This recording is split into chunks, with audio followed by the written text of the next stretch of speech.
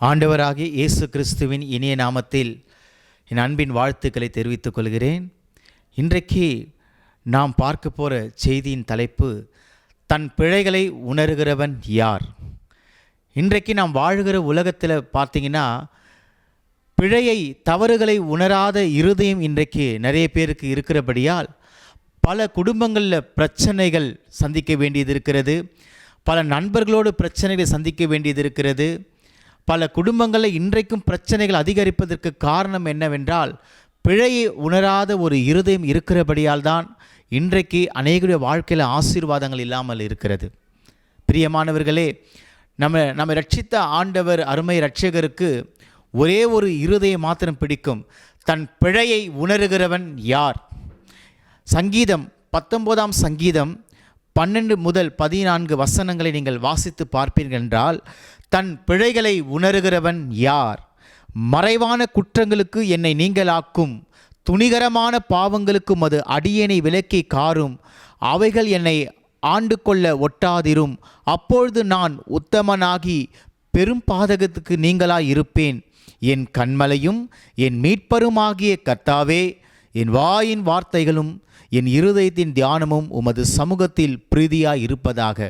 பார்த்தீங்க என்றால், சங்கீதக்காரர் தாவீது இந்த சங்கீதத்தை எழுதியிருக்கிறார். தன் பிழைகளை உணர்கிறவன் யார்? இன்றைக்கு உலகத்தில் இந்த பிழையை உணராத இருக்கிறவர்களால தான் இன்றைக்கி பிரச்சனைகள் அதிகமாக இருக்குது. நம்மை படைத்த ஆண்டவர்கிட்ட நம்ம போய் தேவ சமூகத்தில் ஒரு தவறை உணர்ந்து நம்ம மன்னிப்பு கேட்கும் பொழுது, உண்மையாகவே அது எந்த பாவமாக இருந்தாலும் இயேசு கிறிஸ்து நம்முடைய பாவங்களை மன்னிக்க அவர் ரெடியாக இருக்கிறார். ஆனால் நம்ம ஜெபத்திலேயே ஒரு தவறை நம்ம செய்கிறோம். சில காரியங்களே நாம் பார்க்கக்கூடாது என்று நம்ம நினைத்திருப்போம். இந்த பகுதியை போகக்கூடாதுன்னு நினச்சிருப்போம். இந்த வார்த்தை பேசினால் அது தப்பாக முடியும் என்று நினச்சிருப்போம். ஆனால் பேசியிருப்போம், நடந்திருப்போம், பார்த்திருப்போம், எல்லாம் செய்திருப்போம். ஆனால் தேவ சமூகத்தில் வந்து ஒரு காரியத்தை நம்ம ஜெபிக்கிறோம். ஆண்டவரே, நான் தெரியாமல் செஞ்சிட்டேன் ஆண்டவரே. இதுதான் பார்த்தீங்கன்னா உங்கள் மனசாட்சிக்கு தெரியும், நீங்கள் தெரிஞ்சு தான் செஞ்சுருப்பீங்க. அங்கே போனால் தப்பு வரும், பேசுனா தப்பு வரும், இதை பார்த்தா பாதிக்கப்படும் அப்படி நீங்கள் உங்களுடைய உள் உணர்வில் உங்களுக்கு அந்த காரியம் தெரிஞ்சிருக்கும்.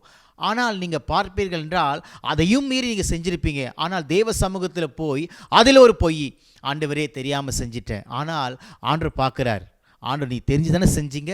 அப்போ ஆண்டவர் சமூகத்தில் போய், ஆண்டவரே நான் உண்மையாகவே இந்த தவறை நான் உண்மையாக மனப்பூர்வமாக செஞ்சேன் ஆண்டவரே, என்னால் முடியல ஆண்டவரே, நான் தவறு செஞ்சு விட்டேன், என்னை மன்னிங்க என்று உள்ளதென்று நீங்கள் தெய்வ சமூகத்தில் சொல்லும் பொழுது ஆண்டவர் உங்களை தூக்கி நிறுத்துகிறவராயிருக்கிறார். இங்கே பாருங்கள், இந்த சங்கீதத்தை எழுதினவர் தாவீது.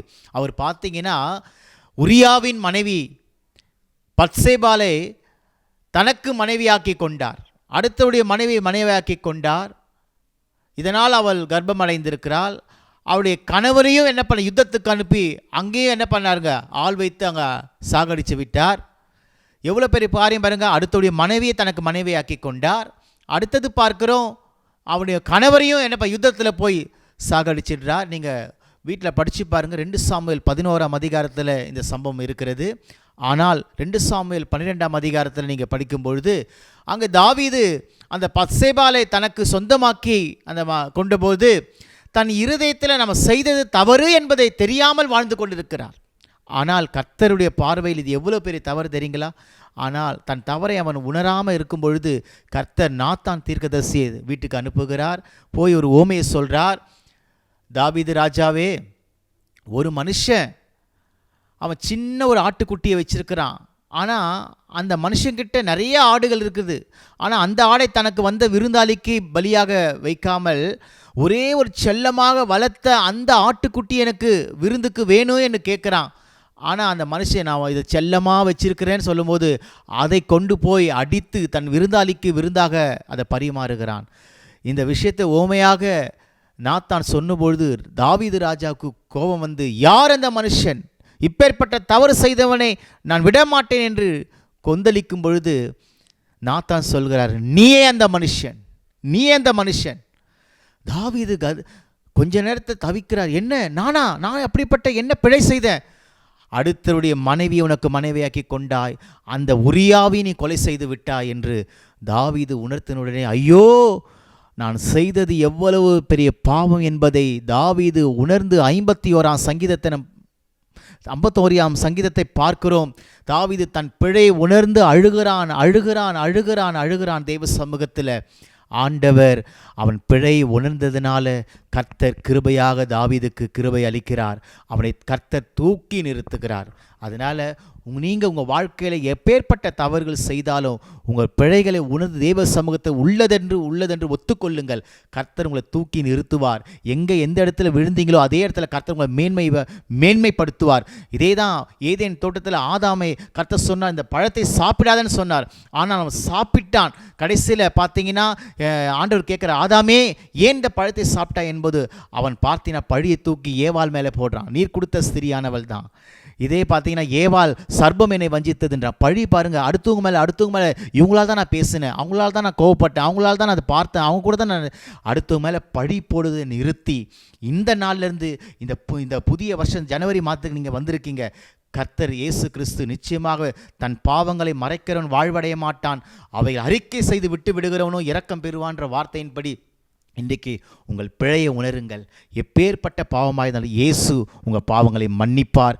தன் பிழைகளை உணர்கிறவன் யார்? அப்பொழுதுதான் 14 வசனம் சொல்லுது, என் கண்மலையும் என் மீட்பரமாகிய கர்த்தாவே, என் வாயின் வார்த்தைகளும் என் இருதயத்தின் தியானமும் சமூகத்தில் பிரீதியாக இருப்பதாக. நீங்கள் மாத்திரம் உங்கள் பிழையை உணர்ந்து தேவ சமூகத்தில் அறிக்கையிட்டு ஒப்புரவாய் சரி செய்து விட்டீர்கள் என்றால் உங்கள் ஜெபங்கள் கேட்கப்பட்டு கர்த்தர் உங்களுக்கு அநேக திறந்த வாசலை கட்டளையிடுவார். எல்லா வாக்கு தத்தங்கள் நிறைவேறும். உங்கள் குடும்பத்தின் நன்மைகளை நீங்கள் ஆசீர்வாதமாய் கர்த்தர் மாற்றுவார். நன்மை கிருபைகளை தொடரும். கண்களை மூடி ஜெபிப்போமா? எங்களை அதிகமாய் நேசிக்கிற எங்கள் அன்பின் பரலோக பிதாவே, இந்த நாளில் ஆண்டவரே தன் பிழைகளை உணர்கிறவன் யார்? ஆண்டவரே, இன்றைக்கி உலகத்தில் பிழையை உணராத இருக்கும் எத்தனையோ பேர் இருக்கிறாங்கப்பா. இதனால் குடும்பங்களில் பிரச்சனை, ஃப்ரெண்டுங்களில் பிரச்சனை, இதனால் பல காரியங்கள் ஆசீர்வாதத்தை இழந்திருக்கிறாங்கப்பா. உங்கள் சமூகத்தில் ஆண்டவரே நன்மைகள் கிடைக்காத தடைப்பட்டிருக்கிறதப்பா. இன்றைக்கு யாரெல்லாம் அந்த செய்தியை கேட்டுக்கொண்டிருக்கிறார்களோ தங்கள் பிழையை உணரும் பொழுது அவர்களுடைய பாவங்களை மன்னித்து இயேசு கிறிஸ்துவின் இரத்தம் சகல பாவம் நீக்கி சுத்திகரிக்கும் என்ற வார்த்தையின்படி இன்றைக்கு யார் ஆண்டவரே முழு மனதோடு ஒப்புக் கொடுக்கிறார்களோ அவர்கள் பாவங்களை மன்னித்தருள்வீராக. ஒரு புதிய வாழ்க்கை, புதிய ஆசீர்வாதத்தை கொடுத்ததுக்காய் ஸ்தோத்திரம். இயேசு கிறிஸ்துவின் நாமத்தில் ஜெபிக்கிறோம் நல்ல பிதாவே, ஆமேன்.